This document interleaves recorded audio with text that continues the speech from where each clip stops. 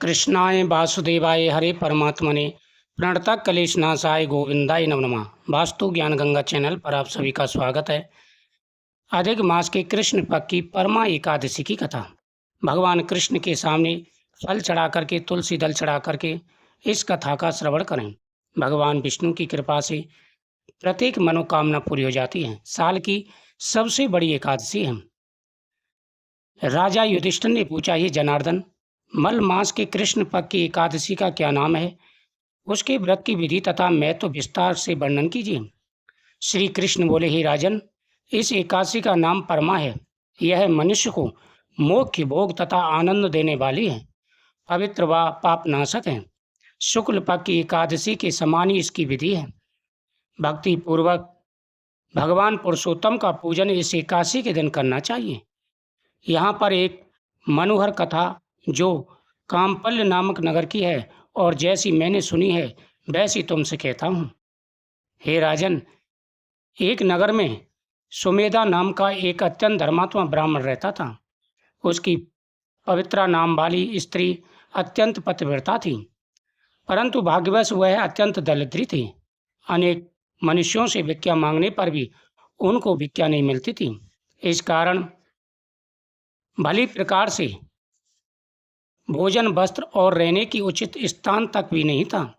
कई दिन वे केवल उपवास ही कर लेते थे, यानी बिना भोजन के रह जाते थे।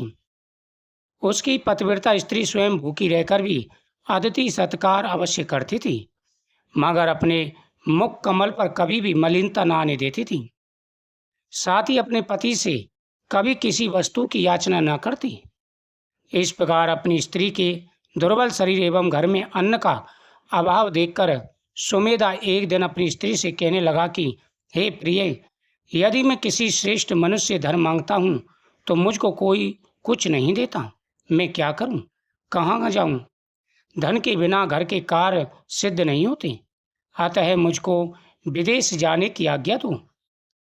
पति के दुखपूर्ण वचन सुनकर के वह सुंदर नेत्रों वाली स्त्री नेत्रों से आंसू भरकर तथा दोनों हाथ जोड़कर बड़े विनीत भाव से अपने पति से कहने लगी कि स्वामी, यद्यपि मैं कोई विद्वान पंडित नहीं, फिर भी आपकी आज्ञा से कुछ कहना चाहती हूँ, जिसमें कि मैं आपकी और अपनी भलाई ही चाहती हूँ। क्योंकि विपत्तिग्रस्त मनुष्य सर्वदा यही कहते हैं कि मनुष्य को जो कुछ मिलता है पूर्व जन्म का दिया हुआ ही मिलता है। बिना दिए चाहे स्वर्ग की सुमेरु पर्वत पर चले जावे, वहाँ पर भी कुछ नहीं मिलेगा। अपने पूर्व जन्मों से कर्मों के प्रभाव से मनुष्य को विद्या, धन, भूमि जो कुछ भी दान देता है वही अगले जन्म में 1000 गुना होकर के मिलता है। ब्रह्मा ने जो कुछ भाग्य में लिखा है वह किसी जगह भी मिल सकता है, बिना दिए कुछ नहीं मिलता। स्वामी, मैं आपके बिना क्षण मात्र भी नहीं रह सकूंगी। माता, पिता, भाई, बांधव, सास, ससुर और दूसरे कुटुंबीजन कोई भी आदर सत्कार नहीं करेगा। सब पतिहीन अथवा भाग्यहीन कहकर निंदा करेंगे। अतः ऐसी जगह रहकर जो भी मिले उसी में सुखपूर्वक हम रहेंगे, लेकिन आप विदेश मत जाइए। अपनी स्त्री के ऐसे वचन सुनकर के वह ब्राह्मण विदेश नहीं गया। एक समय मुनियों में श्रेष्ठ कौंडिन्य मुनि भाग्यवश वहां पर आ गए। उनको देखकर के सुमेधा अत्यंत प्रसन्न हुआ और अपनी स्त्री सहित शीघ्रता से बड़ी नम्रता के साथ बारंबार उनको नमस्कार किया और कहने लगा, हमारे बड़े भाग्य जो आपके दर्शन हुए। ऐसा कहकर सुंदर आसन दे मुनि की पूजा की तथा श्रद्धा के साथ मुनि को भोजन कराया। उस श्रेष्ठ पतिव्रता स्त्री ने मुनि से पूछा कि महाराज, दरिद्रता का नाश कैसे होता है? हे प्रभु, मैंने सुना है जब व्यक्ति के अच्छे पुण्य होते हैं, भाग्योदय होने वाला होता है, तब साधु संतों का सत्संग प्राप्त होता है, उनकी सेवा करने का फल प्राप्त होता है, पुण्य मिलता है। बड़े भाग्य हैं हमारे जो आप यहाँ पर पधारे हैं। कृपा करके बताइए, हमारी दरिद्रता कैसे दूर होगी? हे मुनि, कोई ऐसा उपाय बताइए, कोई ऐसा व्रत बताइए जिससे हमारी दरिद्रता दूर हो। बिना धन के गृहस्थी नहीं चल सकती।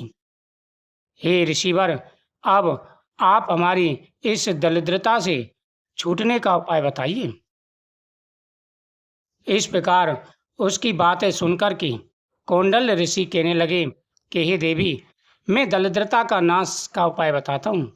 बिना दान दिए हुए भी धन, विद्या, स्त्री और दूसरे पदार्थ कैसे प्राप्त हो सकते हैं, मैं तुम्हें बताता हूँ। ब्राह्मण पत्नी बोली, मेरे पति मुझे छोड़कर धन की आशा से विदेश जा रहे थे, मैंने उनको रोका है। मेरे भाग्यवश आप यहाँ आए हैं, अतः हे मामुनि, कृपा करके कोई ऐसा उपाय बताइए, व्रत, तीर्थ, तप बताइए जिससे हमारा यह दुख दूर हो। उस सुशीला के ऐसे वचन सुनकर अपने मन में सब पापों, दरिद्रता, दुखों का नाश करने वाले उत्तम व्रत का विचार कर मुनि कहने लगे, हे सुशीले, मलमास के कृष्ण पक्ष की, भगवान की अति प्रिय, भक्ति देने वाली, पाप नाश करने वाली परमा एकादशी आती है। तुम उसका श्रद्धापूर्वक व्रत करो। उसके करने से मनुष्य धन धान से संपन्न हो जाता है। विधि पूर्वक व्रत और रात्रि को नित्य गीत आदि करके जागरण करना चाहिए। ऐसे व्रत को सबसे पहले कुबेर जी ने किया, तब से शिव जी ने प्रसन्न होकर उसको धन का स्वामी बना दिया। फिर अपने पुत्र को बेचने वाले राजा हरिश्चंद्र ने किया तो अपना खोया हुआ राज्य, ऐश्वर्य, स्त्री, पुत्र को पुनः प्राप्त किया। अब तुम भी इस व्रत को करो।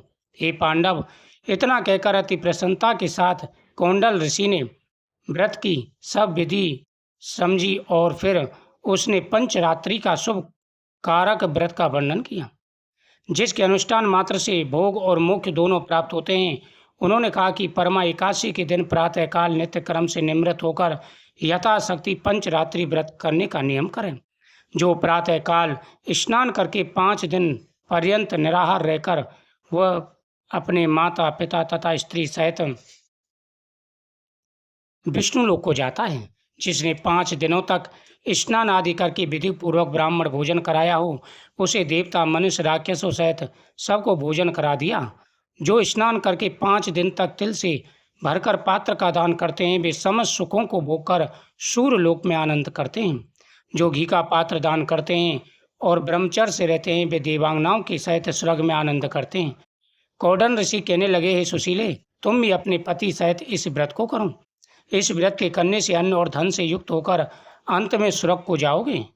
उस ब्राह्मणी ने कौंडल ऋषि की बताई हुई विधि के अनुसार व्रत किया तथा 5 रात्रि के समाप्त होने पर परमा एकादशी का व्रत किया।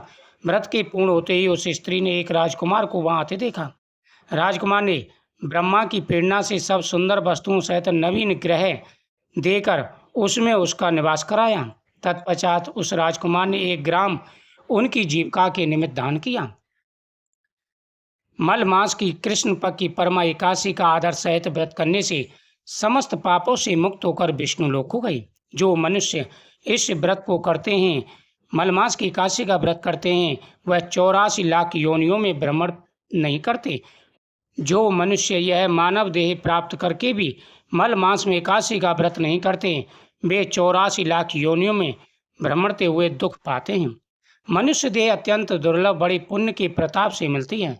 कृष्ण भगवान द्वारा कहे हुए इस महत्व को सुनकर राजा युधिष्ठिर ने अपनी पत्नी तथा भाइयों सहित एकादशी के व्रत को किया और अनेक भोगों को भोग कर अंत में भगवान विष्णु के वैकुंठ लोक को गए। सूत जी कहते हैं कि जो भी कोई मनुष्य मलमास की एकादशी को विधि पूर्वक और श्रद्धा से पंचरात्रि व्रत करेगा, वह इंद्र के समान भोगों को भोग कर अंत में तीनों लोकों में बंधित होकर विष्णु लोक को प्राप्त होता है।